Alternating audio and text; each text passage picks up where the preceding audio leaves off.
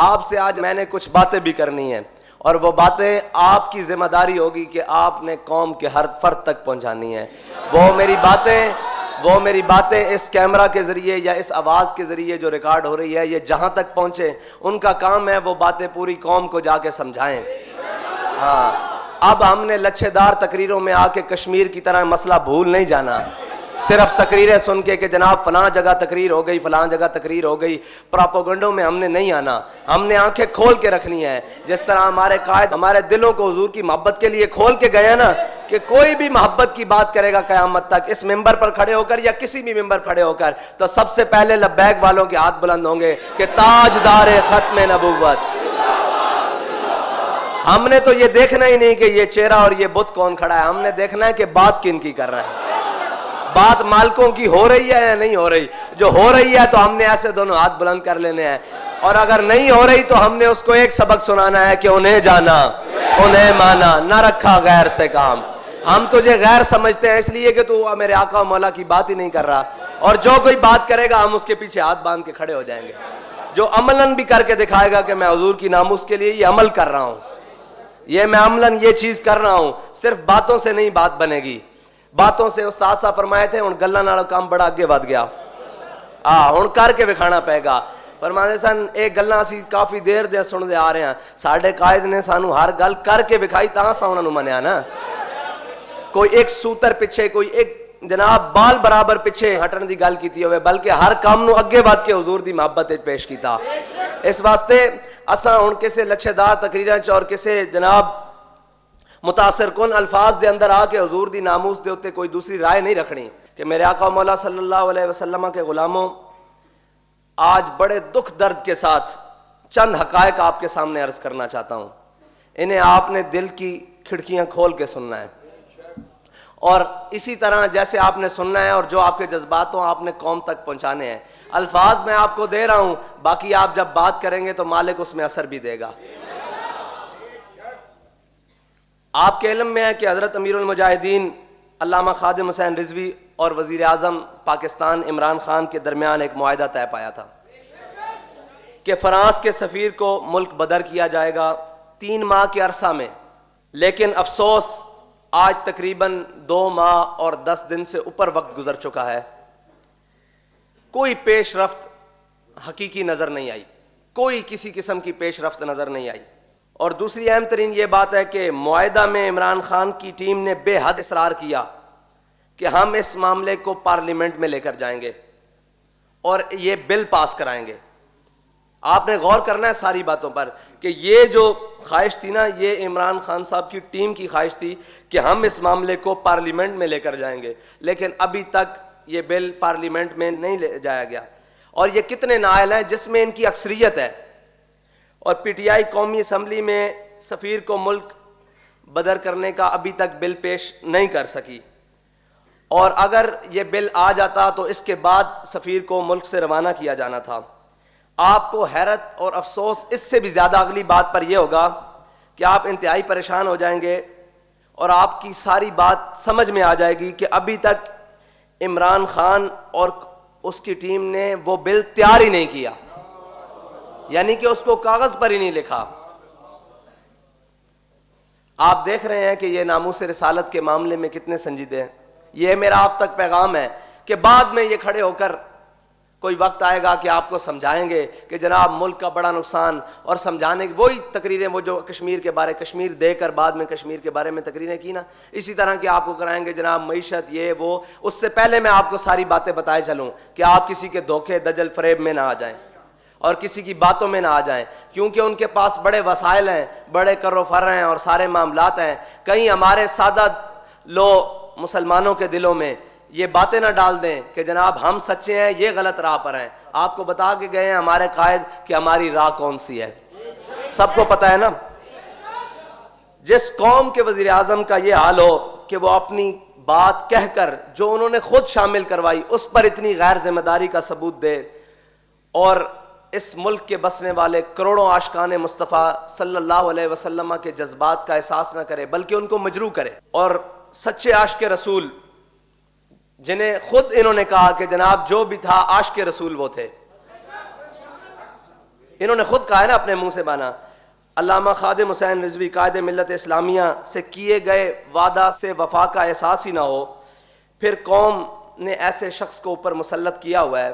باقی جو معاملات ہیں ملک کے وہ ہم ابھی پس پشت رکھ رہے ہیں. ہم آپ کو ایک معاہدے کے اوپر ان کے رویے بتا رہے ہیں کہ ان کے رویے کیا ہیں, یہ رویہ کون سا اختیار کر سکتے ہیں اور یہ آگے کس معاملے میں جائیں گے. یہ آپ کو ساری باتیں بتا دیں تاکہ کوئی جو غیروں کی بولی بولے آپ کو پہلے ہی پتا ہو کہ یہ باتیں تو ہمارے ذہن میں تھیں, ہمیں بتا دیا گیا تھا. یہ نہ ہو آپ بعد میں کہیں کہ ہم تو بے خبر رہ گئے. اس لیے میں پوری امت مسلمہ کو اور خصوصاً پاکستانیوں کو یہ پیغام دینا چاہتا ہوں کہ ہم آپ کو ان کے تمام چالوں اور فریبوں سے پہلے باخبر کر دینا چاہتے ہیں. اگلی بات جو میں آپ سے کرنے لگا ہوں نا وہ بڑی غور و فکر سے سننی ہے آپ نے, اور ہر مسلمان تک یہ پیغام پہنچانا ہے کہ وزیر اعظم عمران خان صاحب نے جو ظلم کیا وہ معاہدہ ایسے ہی نہیں طے پایا گیا, اس میں 50,000 شیل برسائے گئے, کئی لوگوں کی آنکھیں ضائع ہوئیں, کئی کی ٹانگیں ٹوٹیں اور بڑے بڑے نقصانات ہوئے. یہ معاہدہ کوئی آسانی سے طے نہیں پایا گیا تھا, یہ بلکہ پورے زور سے عاشقان مصطفیٰ نے اپنے عشق کے زور پر یہ معاہدہ کروایا تھا, کوئی ان کی خواہش پر نہیں تھا. لیکن جو چیزیں انہوں نے اپنی خواہش پر شامل کی ان کی حالات آپ کے سامنے ہیں, اور اب میڈیا کے ذریعے یا کوئی اور وسائل استعمال کر کے قوم کو ورگلانے کی کوشش کی جائے گی. قوم اب انشاءاللہ حضور کے نام پر دھوکہ کھانے کے لیے تیار نہیں, کیونکہ ان کے قائد نے انہیں سبق سکھا دیا ہے کہ اس نام پر دھوکہ نہیں ہم کھا سکتے. اس نام پر نہ دھوکہ دیا جا سکتا ہے نہ دھوکہ کھایا جا سکتا ہے. یہ نام نامی وہ ہے صلی اللہ علیہ وسلم. بلکہ قوم کو یہ آپ کہہ لیں کہ دائیں بائیں راستے دینے کی کوشش کریں گے, مس گائیڈ کرنے کی کوشش کریں گے, اور ایک ایسی تصویر سامنے پیش کی جائے گی کہ معاہدہ کے نقصانات بتائے جائیں گے کہ جی یہ معاہدے پر عمل نہیں ہو سکتا, اگر یہ ہم عمل کریں تو بین الاقوامی جناب 22 جو ملک ہیں وہ ہمارے ساتھ تعلقات توڑ دیں گے. یار ایک بات سوچنے والی ہے کہ ہم کسی کا سفیر نکالیں, ان ملکوں کو اور ان ملک کی عوام کو یا ان ملک کی ریاستوں کو اتنی غیرت آ جائے کہ وہ ہم سے تعلقات توڑ دیں, تو انہوں نے تو ہمارے آقا و مولا صلی اللہ علیہ وسلم کی گستاخی کی ہے. ہم میں ابھی تک وہ بات نہیں آئی, وہ ایمان کا جذبہ نہیں آیا کہ ہم ان کے سفیر کو یہاں سے نکال سکیں, اس ڈر سے کہ وہ آگے سے یہ کر دیں گے. وہ بے خوف ہیں کہ آپ آگے سے کچھ نہیں کریں گے. افسوس کہ وہ آپ کے بارے میں کیا رویہ رکھتے ہیں کہ آپ کے نبی کے بارے میں صلی اللہ علیہ وسلم کے بارے میں بات کریں. انہیں اس حد تک یقین ہو گیا ہے کہ یہ امت وہ فاقہ کش جو موت سے ڈرتا نہیں, ذرا روح محمد اس کے بدن سے نکال دو. تو حضور کی امت تو حضور سے آج بھی پیار کرتی ہے. انہیں آپ کے بارے میں کتنی غلط فہمی ہے, آپ کے حکمرانوں کے بارے میں کتنی بڑی ایک یقین ہو چکا ہے کہ ہم جو بھی کریں گے ان کو کوئی اثر نہیں ہوگا, اور آپ کے حکمران اس بات سے ڈر رہے ہیں کہ ہم ایک سفیر کو نکال دیں گے تو وہ ہمارے ساتھ تجارتی تعلقات منعقد کر دیں گے. آپ نے ابھی تک کہا تھا کہ فرانس کی مصنوعات کا بائیکاٹ کیا جائے گا, آپ نے وہ بھی نہیں کیا. آپ صرف عزت سے یہاں سے سفیر کو روانہ کریں گے جہاز پہ بٹھا کر, تو وہ آپ کے ساتھ یہ حال کریں گے. آپ کا ایمان کہاں ہے, آپ کا عشق رسول کہاں ہے؟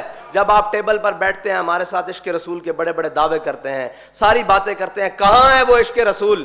کس کے سامنے روئیں یہ بات, کس کو کہیں جا کر کہ یار وہ تو ایک سفیر کے نکالنے پر, ان سے تجارتی تعلقات منقطع کرنے پر تیار ہیں, اور یہ کہتے ہیں ہمیں نقصان ہو جائے گا, اور وہ حضور کی ناموس پر حملہ کر کے اس کائنات کی سب سے بڑی دہشت گردی کر کے اس یقین سے بیٹھے ہیں کہ یہ اوپر بیٹھے ہیں, یہ سفیر نکالیں گے نہیں, یہ ہمیں کوئی مثبت اور مضبوط جواب نہیں دیں گے. یہ کہتے ہیں آئیں جی ہم آپ کو بڑی پکچر میں لے جاتے ہیں. بڑی پکچر تو ہمارے قائد بتا کر گئے ہیں, ان کا علاج یہ تھا کہ ان کے ساتھ جہاد کا اعلان کیا جائے. ہمارے قائد نے کہا تھا ہم چھوٹا مطالبہ کر رہے ہیں, بڑا مطالبہ تو ہمارا یہ تھا کہ ان کے ساتھ جہاد کا اعلان کرو. لیکن آپ تو چھوٹی پکچر میں بھی ناکام ہو گئے, اور بالکل ناکام ہو گئے, چاروں شانوں سے چت ہو گئے. آپ سوچیں کہ ہم نے جن کو مسلط کر کے اپنے ملک کے اوپر رکھا ہوا ہے, اور ان کے بارے میں کفر کو کتنا یقین ہے کہ یہ ہمارے وفادار ہیں, اپنے آقا و مولا کے وفادار نہیں ہیں. اگر ہم اپنے آقا و مولا صلی اللہ علیہ وسلم کے وفادار ہوتے تو کیا یہ صرف تحریک لبیک کے کہنے پر اور اس کے احتجاج کرنے پر سفیر کی بات کرتے ہیں, بلکہ ہم تو گھروں میں بیٹھے ہوتے, یہ پہلے یہ کام کر چکے ہوتے. ہمارا ان سے مطالبہ اگلا ہوتا کہ یار ان کے ساتھ کوئی عملی اقدامات کرو, ان کا ناطقہ بند کرو, ان کے ساتھ کوئی شہاب الدین محمد غوری والا کام کرو, کوئی سلطان صلاح الدین ایوبی والا کام کرو, کوئی احمد شاہ ابدالی والا کام کرو, کوئی جناب محمود غزنوی والا کام کرو، لیکن ہم تو اس سے نیچے والے مطالبے پر بھی یہ اتنے غیر سنجیدہ کہ سوچا بھی نہیں جا سکتا۔ میرے رب نے یہ دنیا بنائی اپنے حبیب کے نام پر ہے، اور ان کے ساتھ وفا کر تو دیکھو۔ آج کے بعد آپ نے یہ فیصلہ کرنا ہے کہ ہم کیا چاہتے ہیں، کہ مرنے کے بعد ہمارا چہرہ بھی حضور امیر المجاہدین رحمت اللہ تعالی علیہ کے طرح چمکے، اور ان کی پسند یہ تھی اور ان کا مطالبہ یہ تھا اور ان کی خواہش یہ تھی کہ ریاستی سطح پر جواب ہو۔ یہی کہتے تھے نا کہ انہوں نے ہمارے آقا و مولا کی ریاستی سطح پر گستاخی کی ہے، تو جواب بھی ریاستی سطح پر ہو۔ تو آپ نے اس مطالبے پر بھرپور کھڑے ہونا ہے، کسی کمزوری کو دکھائے بغیر، کہ ہمارا مطالبہ وہی ہے کہ اسمبلی میں بل کو لاؤ اور اس کو پاس کر کے سفیر کو فوراً واپس بھیجو، اگر نہیں لانا بل تو وہ بھی تمہاری مرضی ہے، اس سفیر کو ملک بدر کرو۔ دوسرا مطالبہ یہ ہے کہ فرانس کی مصنوعات کا بائیکاٹ کیا جائے۔ یہ ہمارے سادے سے سیدھے مطالبے ہیں، اور آپ نے اپنا ایمان مضبوط رکھنا ہے اور کسی ورغلانے والے کے بہکاوے میں نہیں آنا، دھوکے میں نہیں آنا۔ اور اس وطن کے بزرگوں، دوستوں اور بھائیوں اور ماؤں بہنوں سے یہ درخواست ہے کہ آپ کو یہ کسی بھی سطح پر، کسی بھی چینل پر، کہیں بھی آ کر یہ اس معاہدے کے نقصانات بتائیں، ان کی بات نہیں سننی۔ اگر آپ کے دل میں کہیں کوئی ذرا سی بات آ بھی جائے نا تو 5 منٹ کا کوئی کلپ نکال کر امیر المجاہدین کی بات سن لینا۔ اور مجھے پورا یقین ہے اس وطن پاکستان میں رہنے والے عاشقان رسول سے کہ اب وہ کسی بہکاوے میں نہیں آئیں گے، اور اگر کوئی بات ان کی سمجھ نہ آئے اور یہ کوئی ایسی باتیں کر دیں تو پھر آپ نے 5 منٹ کا وہ کلپ سننا ہے، پھر آپ کو یقین ہو جائے گا کہ سچا کون ہے اور جھوٹا کون ہے۔ اور ہمیں نہ بلایا جائے میڈیا پر، اگر ہمارا موقف سننا ہے تو امیر المجاہدین کی باتیں وہ سن رکھیں آپ، وہی ہمارا موقف ہے، کوئی تبدیل نہیں ہے۔ اگر ہمارا موقف سننا ہے تو وہ جو امیر المجاہدین نے آخری تقریر کی ہے، وہ جو فرانس کے سفیر کے بارے میں بات کی ہے، آج بھی ہمارا وہی موقف ہے، ہمارا کوئی نیا موقف نہیں ہے، بالکل وہی موقف ہے۔ اللہ تعالیٰ کا ہم شکر ادا کرتے ہیں کہ لوگوں میں اس قدر شعور آ چکا ہے کہ نیا پاکستان، جہاں لوگ صرف تقریروں سے مطمئن نہیں ہوتے، اب یہ ایک اور نیا پاکستان ہے جس کا وہ نام لیتے تھے نا، انہوں نے نیا پاکستان اس بات کا رکھا تھا کہ ہم کشمیر پلیٹ میں رکھ کر دیں گے اور ایک تقریر کریں گے اور قوم مطمئن ہو جائے گی، پھر ہم کہیں گے جعلی ڈگریاں ہیں پھر پائلٹس کی، اور پھر ایک تقریر کریں گے، پھر قوم مطمئن ہو جائے گی، پھر کراچی سیلاب والے پانی سے بھر جائے گا، بارشوں پانی سے بھر جائے گا، ہم ایک تقریر کریں گے، قوم مطمئن ہو جائے گی، پھر جناب آٹے کا بحران آئے گا، ہم ایک تقریر کریں گے، قوم مطمئن ہو جائے گی۔ لیکن یہ جو معاملہ ہے نا ناموس رسالت کا، اس سے آپ کی جھوٹی تقریروں سے قوم مطمئن ہونے والی نہیں، آپ کو عملی اقدامات کرنے پڑیں گے، اور آپ کو ہر صورت عملی اقدامات کرنے پڑیں گے۔ اور آپ کی ان اچھی باتیں اور اچھی تقریروں کو قوم کیا کرے کہ اب تقریباً 2.5 سال گزر چکے ہیں، کسی ایک اچھی بات پر بھی عمل نہیں ہوا، اور اس ایک آپ کی اچھی بات کا بھی قوم کو کوئی فائدہ نہیں ہوا، کسی قسم کا کوئی فائدہ نہیں ہوا۔ یہ انڈے مرغیوں سے چلتے چلتے اب ہوائی جہاز بھی بند کرا بیٹھے ہیں، اور اس کے بعد جناب وہ F9 اسلام آباد میں انہوں نے پارک جس میں بچے کھیلا کرتے ہیں، ان پارکوں کو گروی رکھ کر اس کے عوض ڈالر لے رہے ہیں۔ اور میں آپ کو یہ بتا دوں کہ ہمارے قائد فرمایا کرتے تھے کہ حضرت یوسف علیہ السلام کی قیمت لگی تھی بازار مصر میں، تو رب نے جب تک پوری قوم کو حضرت یوسف علیہ السلام کے ہاتھ میں بیچ نہیں نہ دیا تھا تب تک اللہ تعالیٰ نے معاف نہیں فرمایا تھا۔ آپ یہ دیکھ لیں کہ آپ کے بچوں کے کھیلنے والے میدانوں تک باتیں آ چکی ہیں، اور یہ نہ ہو کہ ہم حضور کی ناموس پر کوئی مدانت اختیار کر لے قوم، تو پھر آپ کے بچوں کے فیڈروں کے عوض بھی یہ پیسے لینے شروع کر دیں۔ ہاں، اس وقت سے ڈریں، اس لیے ہم اس وقت سے ڈرنے کے لیے اور اس وقت سے بچنے کے لیے حضور کی ناموس پر پہرا دے رہے ہیں۔ ڈریں اس وقت سے کہ جب آپ کے بچے کا فیڈر آپ کے ہاتھ میں ہو اور اس کے عوض بھی یہ کچھ لے رہے ہوں، اپنی عیاشیوں کے لیے۔ قوم کو تو کچھ نہیں دیا، بالکل قوم کو کیا دیا ہے؟ قوم نے اس بات کے اوپر کھڑے ہونا ہے، جو باتیں آپ سے کر رہے ہیں یا آپ نے آگے بھی منوان اسی طرح پہنچانی ہے، اور جو آپ سے سوال کرے آپ نے انہی باتوں میں سے ان کو جواب دینا ہے، اور اپنے آپ کو بیدار رکھنا ہے، کسی کے بہکاوے میں نہیں آنا۔ اور بس جو اللہ تعالیٰ نے امیر المجاہدین کے جنازے پر جو نور کی برسات کی، ہم اسی کے ساتھ کھڑے ہیں، اور اپنی آخرت سنوارنے کے لیے وزیر اعظم نے امیر المجاہدین کے ساتھ جو وعدہ کیا ہے اس کو پورا کرنے کے لیے ہم ہر ممکن کوشش حد تک جائیں گے انشاءاللہ. اس کے لیے جو بھی ہمیں کرنا پڑا, جو قربانی دینی پڑے گی, جو کچھ بھی کرنا پڑا, انشاءاللہ اس حد تک جائیں گے. اور حضور صلی اللہ علیہ وسلم, آخری بات ان کے لیے کہ آپ حضور سید عالم صلی اللہ علیہ وسلم سے وفا کر کے تو دیکھیں. آج تک کی نہیں آپ نے ساری دنیا کی ساری چیزیں مانی. کوئی آپ کو ریسرچر آ گیا, کوئی آپ کو جناب ڈاکٹر آ گیا, کوئی آپ کو یوٹیوبر نے آ کے کوئی باتیں کی اور آپ نے وہ مان لی. ہماری بھی ایک بات مانے, اپنے آقا سے وفا کر کے تو دیکھیں, آپ کی یہ سیٹیں بھی پکی ہو جائیں گی. اگر آپ نے اپنے آقا و مولا صلی اللہ علیہ وسلم سے وفا کی اور اگر آپ دوسرے راستے کی طرف گئے تو پھر یہ یاد رکھیے گا کہ اللہ تعالیٰ زیادہ دیر ظالموں کو ڈھیل نہیں دیتا. پھر آپ اپنی جو اقتدار ہے نا اس میں آخری کیل یہی ٹھونکیں گے کہ حضور کی ناموس سے غداری کریں گے اور حضور کے غلاموں کے ساتھ وعدہ خلافی کریں گے اور ان پر ظلم کی طرف نکلیں گے. پھر دیکھیے گا رب آپ کے ساتھ کیا کرتا ہے. پھر وہ میرے مالک کو گوارا ہی نہیں ہے. پھر وہاں تو پھر ابو جہل کو لمحے ڈال دیا جاتا ہے, امیہ کو لمحے ڈال دیا جاتا ہے.